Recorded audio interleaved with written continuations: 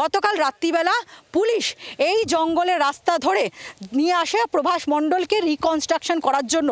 যখন এইখানে প্রভাস মণ্ডলকে নিয়ে আসে মামলার তদন্তকারী অফিসার যখন এই জায়গায় পৌঁছায়, ঠিক সেই সময় এই জায়গার থেকে কিন্তু এই রাস্তা ধরে প্রভাস মণ্ডল এই রাস্তা ধরে দৌড়ে পালানোর চেষ্টা করে। তার আগে সে পুলিশের আর্মস ছিনতাই করে নেয়, পুলিশকে লক্ষ্য করে এক রাউন্ড গুলি চালায় এবং সেই এক রাউন্ড গুলি চালানোর পরে সে পালিয়ে যাওয়ার চেষ্টা করে। যখন দৌড়ে পালাচ্ছে প্রভাস মণ্ডল, এই যে রাস্তা, এই রাস্তা ধরে প্রভাস মণ্ডল এই জল কাদা এই আলের রাস্তা ধরে পালাচ্ছে, সেই সময় পুলিশও তার পেছন পেছন পালায় এবং পালানোর পরে এই যে জায়গাটা হলুদ রঙের রিবন দিয়ে ঘেরা রয়েছে, সেই জায়গায় কিন্তু প্রভাস মণ্ডলের ওপর পুলিশ কাউন্টার ফায়ারিং করতে বাধ্য হয় এবং সেই কাউন্টার ফায়ারিং করার ফলেই কিন্তু প্রভাস মণ্ডল গুলিবিদ্ধ হয় এবং গুলিবিদ্ধ হবার পর আহত হয়। পুলিশ তাকে উদ্ধার করে, এখান থেকে উদ্ধার করে তাকে নিয়ে যাওয়া হয় বারুইপুর হাসপাতালে, সেখানে তার মৃত্যু হয়।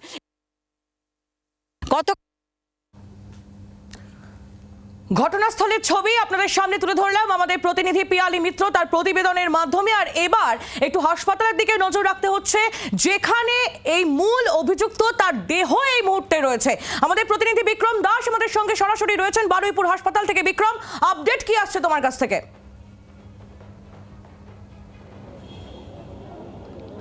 দেখো, প্রভাস মণ্ডলের দেহের ইতিমধ্যেই ম্যাজিস্ট্রিয়াল ইনকোয়েস্ট শুরু হয়েছে, অর্থাৎ একজন ম্যাজিস্ট্রেট পদমর্যাদার অফিসারের সামনেই এই মুহূর্তে ইনকোয়েস্ট করা হচ্ছে, সুরাতাল করা হচ্ছে ডেড বডির, এবং সেটি গোটা বিষয়টি কিন্তু ভিডিওগ্রাফ করা হচ্ছে। একই সঙ্গে আমরা যেটা দেখলাম যে প্রভাস মণ্ডলের মা এবং স্ত্রী দুজনেই কিন্তু এই মুহূর্তে মর্গে এসে হাজির হয়েছে, যেখানে এই মুহূর্তে আমি রয়েছি। এবং প্রভাস মণ্ডলের মা তিনি কিন্তু বললেন, যখন তিনি প্রবেশ করছিলেন তাকে সাংবাদিকরা প্রশ্ন করেন, তিনি বললেন যা হয়েছে ভালো হয়েছে। যদিও প্রভাস মণ্ডলের স্ত্রী এখনো পর্যন্ত তিনি কিন্তু বলেননি। অপরদিকে অর্ঘ্য মণ্ডল, যিনি এই এনকাউন্টারের ঘটনায় ছিলেন, অর্থাৎ যিনি গুলি চালিয়েছিলেন, তিনিও কিন্তু এই মুহূর্তে মর্গে এসে পৌঁছেছেন। সব মিলে ম্যাজিস্ট্রিয়াল ইনকোয়েস্ট শেষ হওয়ার পর দেহ নিয়ে সরাসরি চলে যাওয়া হবে মোমিনপুরের কাঠাপুকুর মর্গে। সেখানেই কিন্তু অটোপসি বা পোস্টমর্টেম হবে এই প্রভাস মণ্ডলের দেহের। যেটা জানিয়ে রাখবো যে একেবারে ঘটনাস্থল প্লেস অফ অকারেন্সে যখন নিয়ে যাওয়া হয়েছিল এই প্রভাস মণ্ডলকে রিকনস্ট্রাকশনের জন্য, সেখানেই পুলিশের তরফ থেকে যেটা অভিযোগ করা হচ্ছে যে একজন পুলিশ অফিসারের যে ফায়ার আর্মস রয়েছে, যে রিভলভার রয়েছে, সেই সার্ভিস রিভলভার ছিনিয়ে নেওয়া হয় প্রভাস মণ্ডলের মাধ্যমে এবং ছিনিয়ে নিয়ে সরাসরি পুলিশকে লক্ষ্য করে, পুলিশকে উদ্দেশ্য করে গুলি চালায় প্রভাস, এমনটাই অভিযোগ পুলিশের। তারপরেই কিন্তু পুলিশের তরফ থেকে পাল্টা 2 রাউন্ড ফায়ার করা হয়। যেই 2 রাউন্ড ফায়ারিংয়ের পর মূলত প্রভাস মণ্ডল তিনি গুলিবিদ্ধ হন এবং তাকে এই হাসপাতালে নিয়ে আসার পর হাসপাতালের চিকিৎসকরা তাকে মৃত বলে ঘোষণা করে। যেটা আমরা প্রাথমিকভাবে জানতে পারছি যে প্রভাস মণ্ডলের দেহে 2টি বুলেট ইনজিউরি পাওয়া গিয়েছে, একটি ডান দিকে একেবারে বুকের নিচে, অপরটি ডান দিকে কোমরের ওপরে একদম পেটের মাঝামাঝি জায়গায়।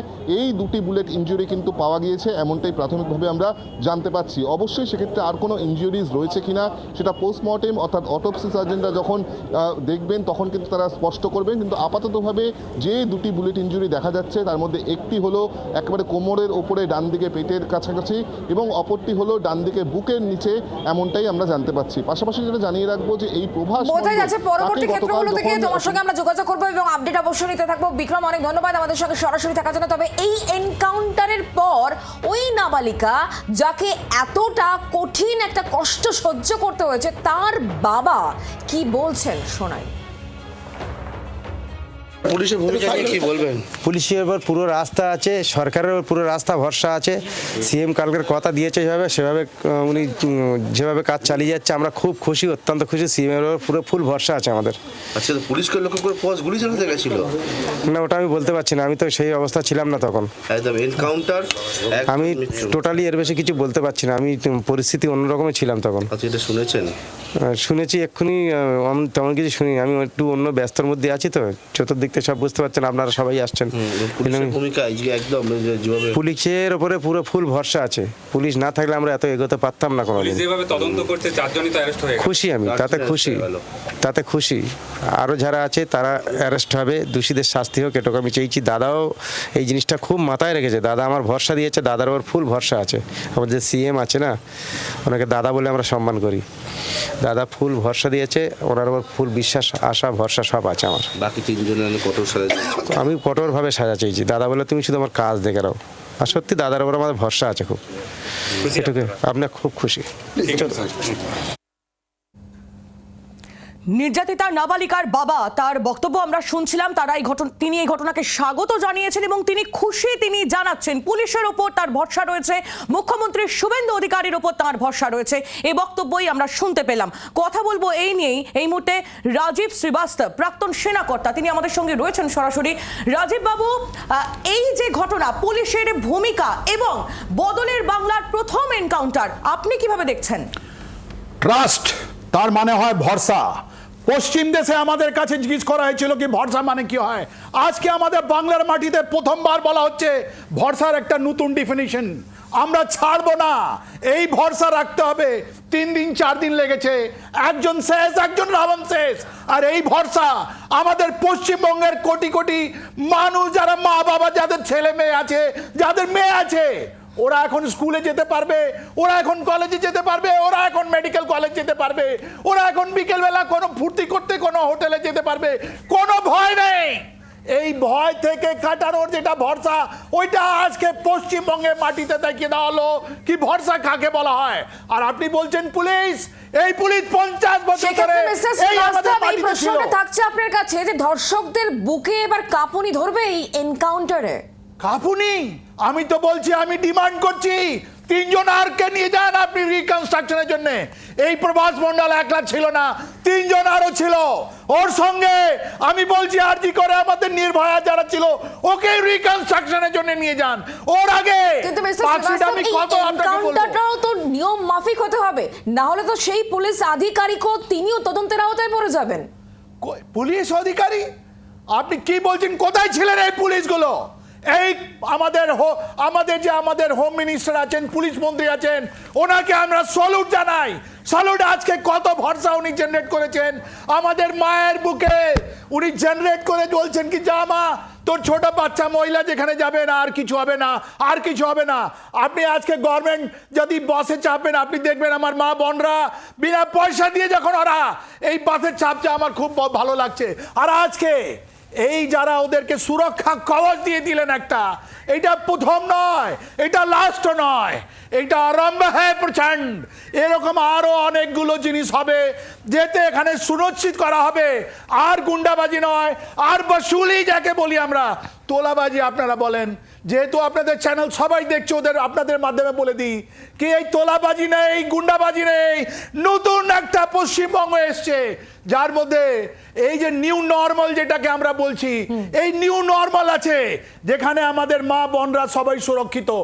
আর এই সরকার কোনো পুলিশকে নিয়ে আর কোনো কাউন্টার এফিডেভিট কাউন্টার করবে না, কোনো আপনার সেক্ষেত্রে এই এনকাউন্টার সাধারণ মানুষের মনে কতটা ভরসা যোগাচ্ছে? সাধারণ মানুষের সঙ্গে আমরা কথা বলেছিলাম আহিরি, তাদের বক্তব্য একবার শোনাই, তারা কি বলছেন এই এনকাউন্টার নিয়ে। একদম। সাজা পেয়েছে, গুলি করে মারা গেছে, আর কি করা যাবে?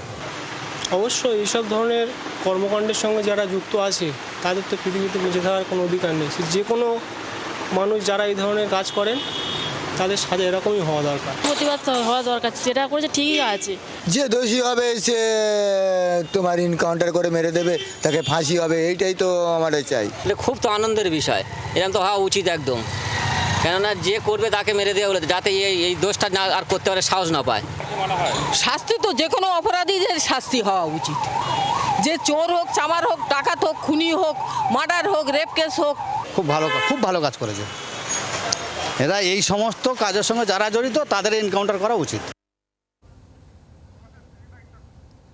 শুক্লা, সাধারণ মানুষ তারা পুলিশের এই ভূমিকাকে একেবারে স্বাগত জানাচ্ছেন এবং তারা বলছেন যে এই ঘটনা যারা ওই ছোট্ট মেয়েটির সঙ্গে ঘটিয়েছে তাদের পরিণতি এটাই হওয়া উচিত ছিল। আমরা প্রভাস মণ্ডলের স্ত্রীর বক্তব্য পেয়েছি, বারুইপুর কাণ্ডে মূল অভিযুক্ত এনকাউন্টারে মৃত প্রভাস মণ্ডলের স্ত্রী, তিনি কি বলছেন শুনবো। করবে না কি এটা আমি বলতে পারছি না, যে করেনি। আচ্ছা, কারণ এরকমই আমার বিয়ের পরেও আমি নোংরামও দেখেছি, অনেক অত্যাচার করে আমি এখন সংসার করছি, তো এটা আমি মানে মেনেই নিয়েছি যে ও করেছে। আচ্ছা, এই যে পুলিশের গুলিতে মারা গেল, কিছু বলবেন? না, ও অন্যায় করেছে, ও দোষ করেছে, ও হচ্ছে গুলি খেয়েছে, এটা বলার কিছু নেই। আচ্ছা, আপনি কি চাইছেন এখন?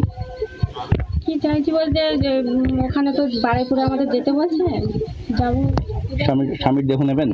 মেয়ে বলতে যদি রাজি, বাড়ির লোক সবাই রাজি হয় তো আনা হবে। আচ্ছা, আপনার কয় সন্তান? একটা ছেলে। আচ্ছা, প্রবাস কি করতেন? কিছু করতো না, বাড়িতে থাকতো। বাংলার আওয়াজ, বাঙালির আবেগ, জি 24 ঘন্টা।